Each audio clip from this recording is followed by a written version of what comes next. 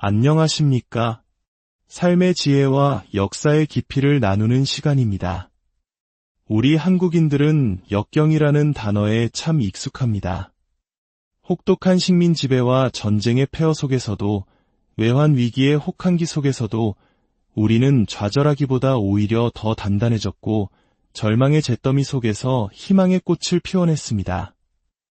어쩌면 고난을 딛고 일어서는 것은 우리 민족의 DNA에 새겨진 본능과도 같은 것일지도 모릅니다.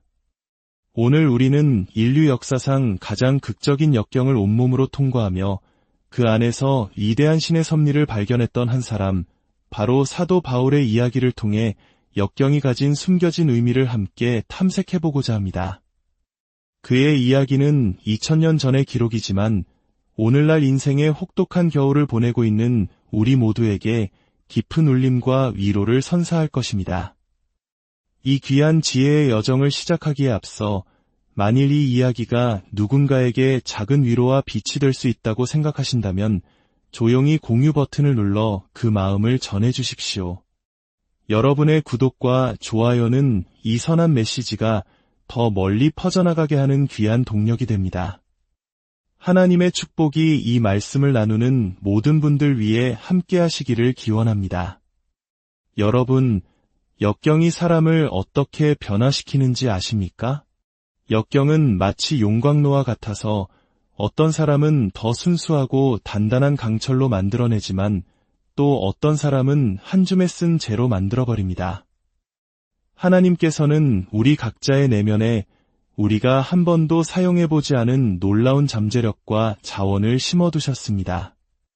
우리가 미처 알지 못했던 강인한 용기와 지혜를 주셨습니다. 그리고 역경은 바로 그 잠재력을 일깨우는 열쇠와도 같습니다.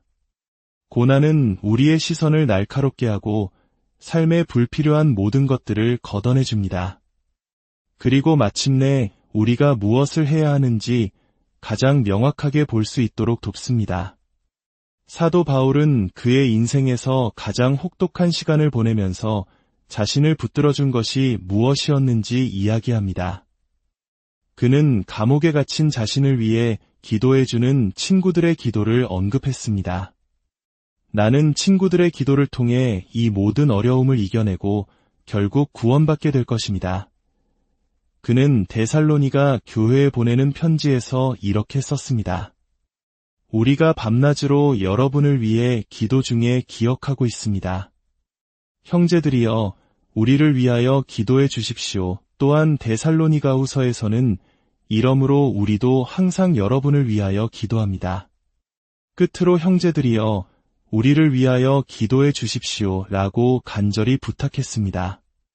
우리가 인생의 큰 어려움에 직면했을 때 우리는 종종 하나님의 백성들이 드리는 기도의 중심에 서게 됩니다. 그리고 바로 그 기도를 통해 우리는 절망적인 위기 속에서도 살아남을 힘을 얻고 더 성숙한 믿음의 사람으로 나아갈 수 있게 되는 것입니다. 오늘 우리가 함께 살펴볼 빌립보서 1장 12절은 이렇게 시작합니다. 내게 일어난 일들이, 우리 모두에게는 크고 작은 일들이 일어납니다. 그렇지 않습니까? 예상치 못한 사고, 갑작스러운 질병, 관계의 깨어짐, 사업의 실패, 삶은 예측 불가능한 일들의 연속입니다. 사도 바울은 로마서 1장 10절에서 하나님의 뜻 안에서 로마로 가는 순탄한 여정을 허락해달라고 기도했습니다. 아마 그는 위대한 설교자로서 수많은 환영을 받으며 로마에 입성하는 모습을 상상했을 것입니다.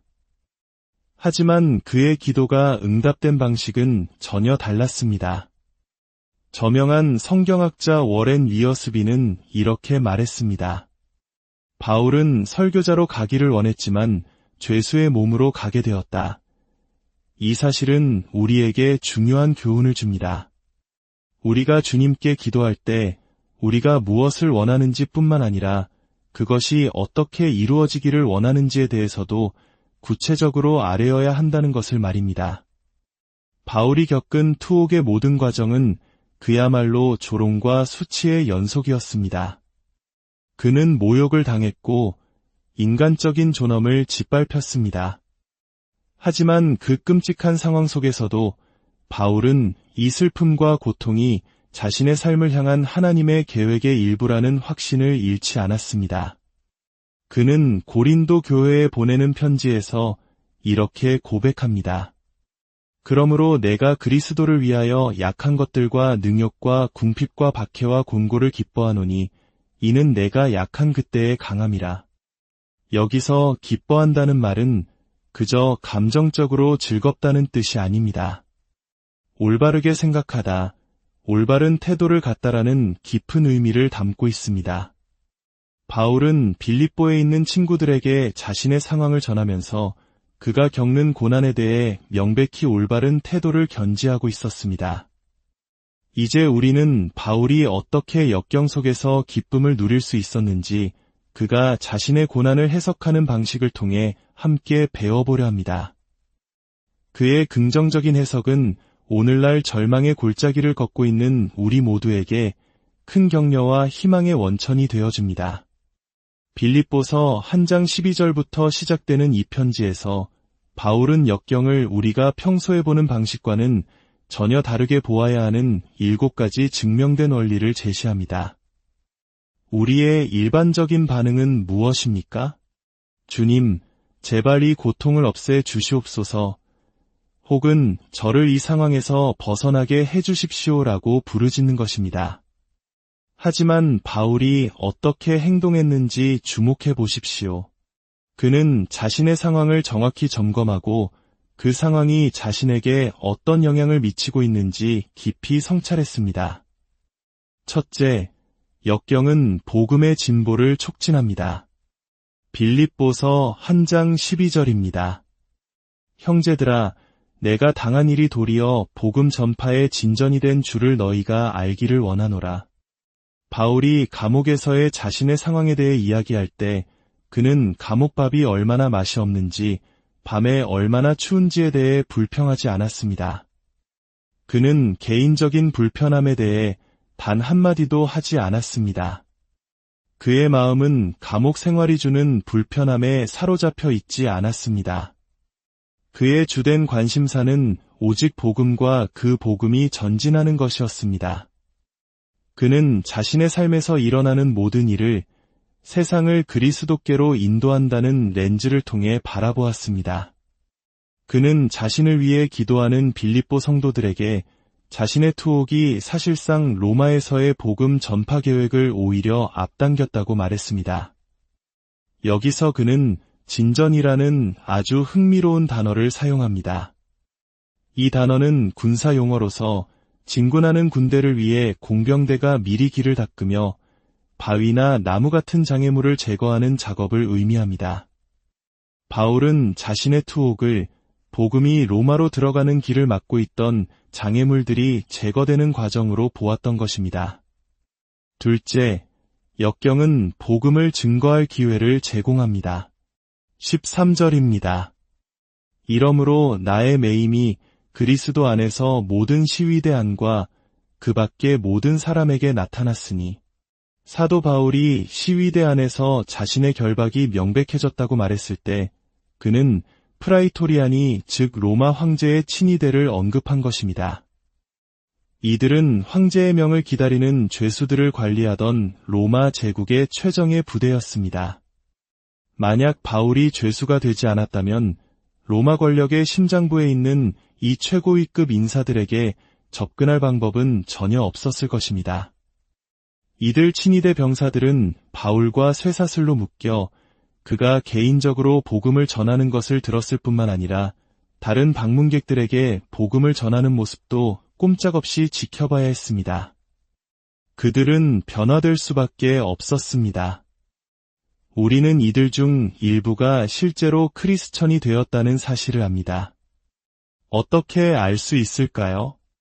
이 편지의 마지막 부분에서 바울은 가이사의 집 사람들 중 몇몇 성도가 안부를 전한다고 기록했기 때문입니다. 가이사의 집이란 바로 황제의 궁과 그곳에서 일하는 최고위층을 의미합니다. 생각해 보십시오. 바울은 하루 24시간 내내 로마 병사와 쇠사슬로 묶여 있었습니다. 6시간마다 근무 교대를 했으니 바울에게는 매일 4명의 새로운 전도 대상이 생긴 셈입니다. 2년 동안의 감옥 생활 동안 그는 로마 정부의 최고위층에게 무려 3,000번 가까이 복음을 전할 기회를 가졌던 것입니다. 만약 그 병사들이 무신론자였다면 어땠을까요? 복음 듣기를 거부했다면요? 소용없습니다. 좋든 싫든 앞으로 6시간 동안 당대 최고의 복음 전도자와 쇠사슬로 묶여 있어야 하니까요. 바울이 그들에게 복음을 전할 때 주변의 모든 사람들이 귀를 기울였고 이는 로마의 복음이 퍼져나가는 놀라운 기폭제가 되었습니다. 이것이 바로 하나님의 방식입니다. 우리의 상상을 뛰어넘는 놀라운 계획입니다. 셋째, 역경은 동료 신자들에게 용기를 줍니다. 14절입니다. 형제 중 다수가 나의 매임으로 말미암아 주 안에서 신뢰함으로 겁없이 하나님의 말씀을 더욱 담대히 전하게 되었느니라. 바울이 감옥에 갇혔을 때 그 소식은 그의 모든 동역자들과 동료들에게 큰 영향을 미쳤습니다. 그들은 바울의 용기를 보고 오히려 더욱 자신감을 얻고 담대해졌습니다. 여러분, 용기는 전염됩니다. 박해가 오히려 생산적일 수 있다는 것을 아십니까? 초대 교회 시절 예수님께서는 예루살렘과 온 유대와 사마리아와 땅끝까지 이르러 내 증인이 되라는 위대한 지상명령을 주셨습니다. 하지만 복음은 예루살렘에만 머물러 있었습니다. 주님께서는 예루살렘에서 시작하라고 하셨지 머물라고 하신 것이 아니었습니다. 그때 어떤 일이 일어났을까요? 사도행전 8장은 이렇게 기록합니다. 그날에 예루살렘에 있는 교회에 큰 박해가 있어 사도 외에는 다 유대와 사마리아 모든 땅으로 흩어지니라. 그 흩어진 사람들이 두루 다니며 복음의 말씀을 전할세. 하나님께서는 박해라는 도구를 사용하셔서 당신의 목적을 이루셨습니다. 그들이 자발적으로 가지 않자 핍박을 통해 흩으셔서 결국 복음을 전하게 하신 것입니다. 폴 칼슨 선교사, 짐 엘리엇 선교사, 채 비터맨 선교사와 같이 순교한 이들의 용기 있는 고난은 다른 어떤 선교사 모집 프로그램보다도 더 많은 사람들을 선교지로 불러 모았습니다.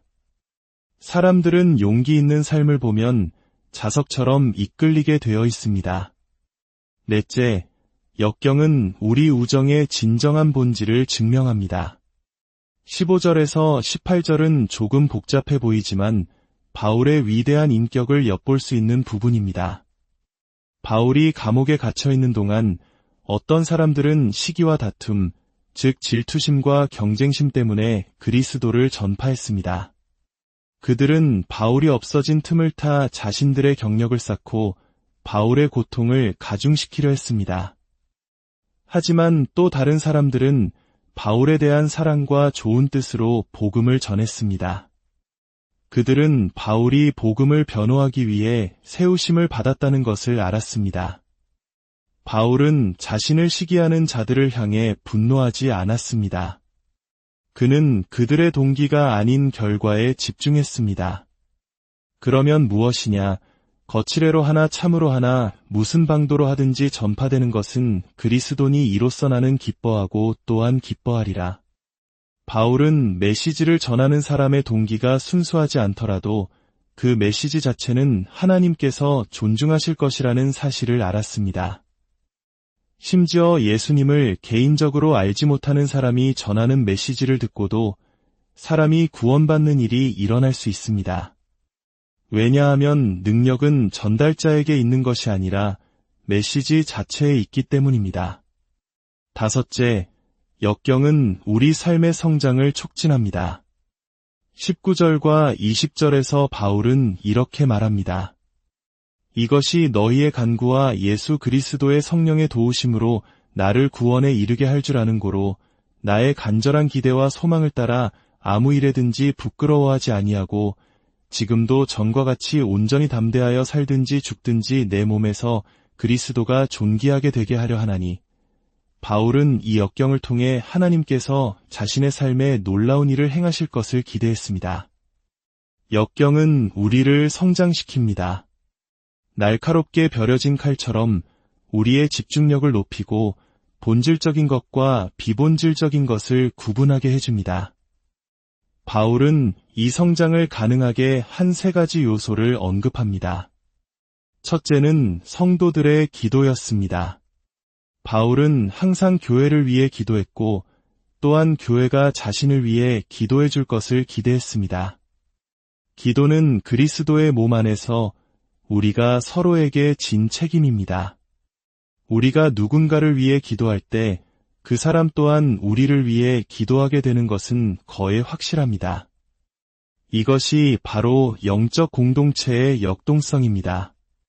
둘째는 성령의 공급하심입니다. 고난을 겪을 때 마치 하나님이 우리 곁에 더 가까이 다가오시는 것처럼 느껴본 적이 있으십니까? 물론 하나님은 언제 어디에나 동일하게 존재하시는 분입니다. 하나님이 우리에게 가까이 오신 것이 아니라 우리가 처한 상황 때문에 하나님께 더 민감해지고 그분의 임재를 더욱 깊이 느끼게 되는 것입니다. 고난은 하나님 옆에 바싹 다가앉게 만드는 힘이 있습니다. 제가 암 투병을 할 때 겪었던 일입니다. 투병 후 다시 강단에 섰을 때 한 청취자로부터 편지를 받았습니다. 목사님, 암을 이겨내신 후에 하시는 설교가 예전보다 훨씬 더 은혜롭습니다. 재미있는 사실은 그가 라디오에서 들었던 설교는 제가 아프기 전에 녹음해 두었던 것이었습니다. 저는 더 나은 설교를 한 것이 아니었습니다. 그가 저의 고난을 알았기 때문에 더 잘 듣게 된 것입니다. 고난을 겪은 사람의 말에는 특별한 울림과 진정성이 실리기 마련입니다. 셋째는 바울 자신의 개인적인 결단이었습니다. 그는 이 시련을 통해 자신의 간증을 굳건히 지키겠다고 다짐했습니다. 아무 일에든지 부끄러워하지 아니하고 온전히 담대하여. 그는 감옥이라는 환경이 자신을 규정하도록 내버려두지 않았습니다. 역경은 우리 인생 여정의 작은 각주일 뿐 우리 자신을 정의할 수는 없습니다. 많은 사람들이 역경 앞에서 침묵하지만 바울은 오히려 볼륨을 더 높였습니다. 그는 살든지 죽든지 내 몸에서 그리스도가 존귀하게 되게 하려 한다고 말했습니다. 그는 자신의 몸이 비록 쇠사슬에 묶여 있을지라도 예수 그리스도를 확대하여 보여주는 도구가 되기를 원했습니다. 여기서 존귀하게 하 또는 확대하다는 것은 현미경처럼 작은 것을 크게 만드는 것이 아닙니다. 우리 주님은 작지 않으십니다. 그것은 망원경처럼 너무 멀리 있어 보이지 않는 주님을 사람들 가까이로 모셔오는 것을 의미합니다. 하나님께서는 종종 우리 삶의 역경이라는 렌즈를 통해 당신 자신을 세상에 보여주십니다. 사랑하는 여러분, 고통이 자동적으로 영적 성장을 가져오는 것은 아닙니다. 사랑이 없는 환경, 영적 자원이 고갈된 곳에서의 고통은 사람을 더 망가뜨릴 뿐입니다. 하지만 사랑이 넘치는 공동체, 서로를 위해 기도하는 믿음의 동역자들이 있는 곳에서 겪는 역경은 우리의 영혼을 강하게 만들고 우리의 믿음을 정금같이 단련시킵니다. 산 정상에서의 시간만이 계속된다면 우리는 그 소중함을 결코 알 수 없을 것입니다. 힘든 시간을 통과해 본 사람만이 좋은 시간의 가치를 진정으로 이해할 수 있습니다. 우리는 고난의 시간을 주신 하나님께 감사하고 또한 그 고난을 통해 마침내 허락하신 기쁨에 대해 더욱 깊이 감사하게 됩니다. 바울은 삶과 죽음조차도 동일하게 바람직한 것으로 보았습니다. 살아있다면 주님을 더 깊이 섬길 수 있어 좋고 죽는다면 마침내 주님을 온전히 뵐 수 있으니 그것 또한 이득이라고 고백했습니다. 내게 사는 것이 그리스도니 죽는 것도 유익함이라. 이것이 바로 역경을 통과한 자만이 가질 수 있는 초월적인 믿음의 관점입니다. 오늘 말씀을 듣는 모든 분들의 삶에 역경 속에서도 피어나는 하나님의 은혜가 가득하기를 기도합니다. 당신의 고난이 변하여 기쁨이 되고 당신의 눈물이 변하여 감사의 간증이 되기를 우리 주 예수 그리스도의 이름으로 축복합니다. 오늘 이야기가 여러분의 마음에 깊은 울림을 주었기를 바랍니다. 다음 시간에도 더욱 깊이 있는 지혜와 통찰로 여러분을 찾아뵙겠습니다.